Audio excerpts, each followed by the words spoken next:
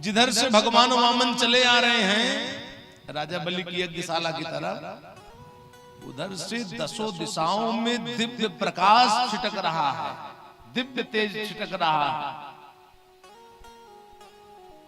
सबके सब वितर्कमाणो भगवान वामन विविध प्रकार की कल्पना करने लगे। किसी ने कहा वो देखो साक्षात सूर्य नारायण आ रहे हैं, तो किसी ने कहा नहीं नहीं ये सूर्य नारायण नहीं है, ये साक्षात अग्निदेव आ रहा है। तो किसी ने कहा नहीं नहीं ये वो भी नहीं है, ये तो सनक सनंदन सनातन सनत कुमार इन चारों ऋषियों में से कोई एक ऋषि आ रहा है। लेकिन भगवत भक्तों, भगवान को तो वही जान सकता है, भगवान को तो वही समझ सकता है जिसके ऊपर भगवान कृपा करता। सोई जाने जही देहु जनाई और जानत तुम ही होई जाई। भगवान को वही जान सकता है, भगवान को वही समझ सकता है जिसके ऊपर भगवान कृपा करता। वितर्कमाणो भगवान स्वामनः। सुखदेव स्वामी जी बोले महाराज परीक्षित, भगवान वामन को आते हुए देख करके सबके सब विविध प्रकार की कल्पना कर रहे हैं। इतने में भगवान वामन छत्रम सदंडम सजलम कमंडलम, हाथ में छत्र लिए हैं, दंड लिए हैं और जल से भरा कमंडल राजा बलि की यज्ञशाला में प्रवेश कर गए। जैसे ही भगवान वामन राजा बलि की यज्ञशाला में प्रवेश किए तो यज्ञशाला में जितने लोग थे सबके सब उठ करके खड़े हो गए और राजा बलि ने भगवान वामन के बैठने के लिए सुंदर आसन लगा दिया। भगवान वामन बैठे, राजा बलि ने भगवान वामन के चरण को पखारा, चरण को धोया। देखिए भगवान के चरण का धोया हुआ जल परम मंगलमय है। तभी तो स्वयं देवाधिदेव चंद्रमौली भगवान शंकर अत्यंत भक्ति भाव के साथ उसको अपने सिर पर धारण करते हैं। आज वही चरणामृत धर्म मर्मज्ञ राजा बलि को पान करने के लिए मिला और राजा बलि ने उसको अपने मस्तक पर लगाया। इसके बाद राजा बलि दोनों हाथ जोड़ लिए, बोले पूज्य ब्रह्मचारी जी आज आप हमारे यहां पधारे।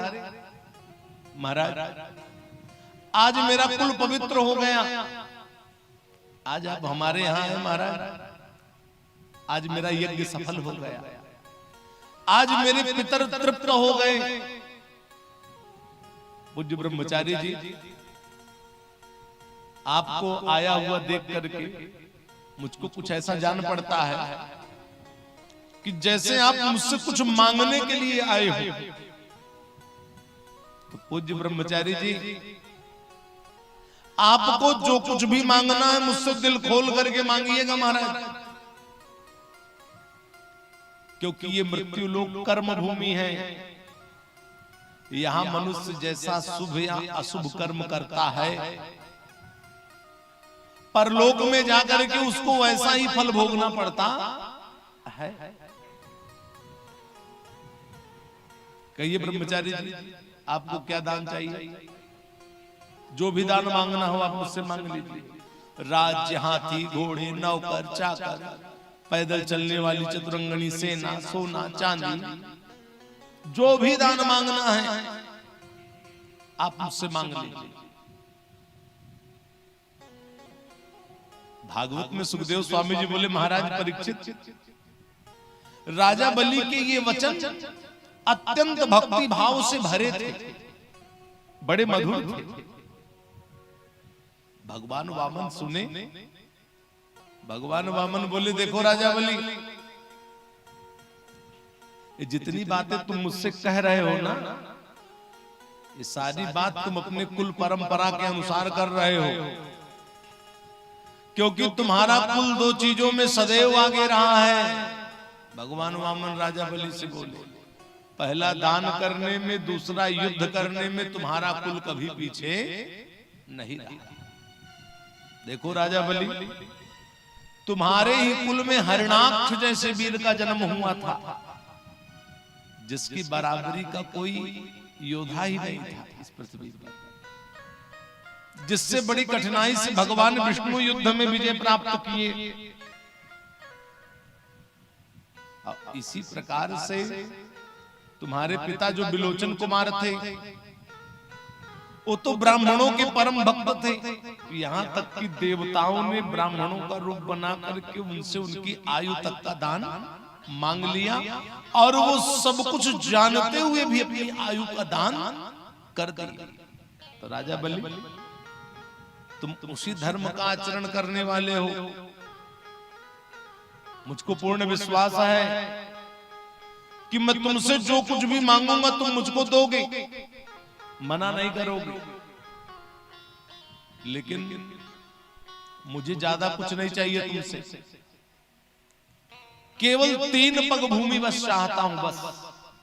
भगवान वामन बोले।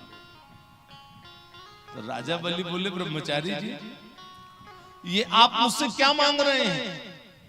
3 पग भूमि? आपको मालूम है मैं तो तीनों लोगों का एकमात्र अधिपति हूं। आपको 3 द्वीप दान में दे सकता हूं। आपको अपनी जीविका चलाने के लिए जितनी भूमि की आवश्यकता हो मुझसे मांग लीजिए। भगवान वामन बोले, राजा बलि,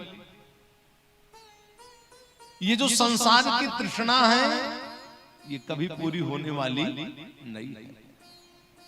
श्रीमान को जस्य समस्त तोषा को आदरिद्रो ही विशाल तृष्णा। भगवत भक्तों, श्रीमान वही है जिसको सब प्रकार से संतोष है।